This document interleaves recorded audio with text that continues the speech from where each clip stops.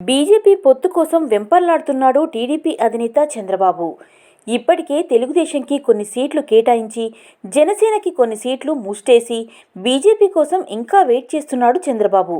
వాళ్ళని కూడా పొత్తులోకి తీసుకొని వాళ్లకు ఇవ్వడానికి 57 సీట్లు రిజర్వ్ చేసి ఉంచాడు. సొంతంగా ఎన్నికలకు వెళ్లే దమ్ములేని చంద్రబాబు బీజేపీ ఎన్ని సీట్లు అడిగినా ఇచ్చేలా కనిపిస్తోంది. ప్రస్తుతం టీడీపీ అనౌన్స్ చేసిన సీట్లు చూస్తే అర్థం ఇదే అవుతోంది.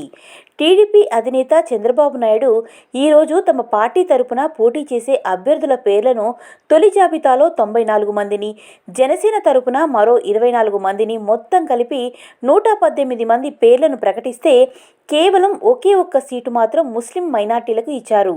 ముస్లిం మైనార్టీల పట్ల వారికున్న చిత్తశుద్ధి ఏంటో ఇక్కడే అర్థం చేసుకోవచ్చు. ఈ జాబితా చూసిన కొంతమంది ముస్లిం నేతలు కూడా టీడీపీ జనసేనపై మండిపడుతున్నారు.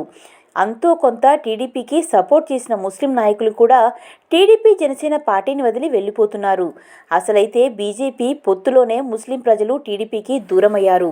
ఇక అసెంబ్లీ సీట్లు కూడా కేటాయింపుతో మొత్తానికే టీడీపీ జనసేనకి బై బై చెప్పేశారు ముస్లిం ప్రజలు.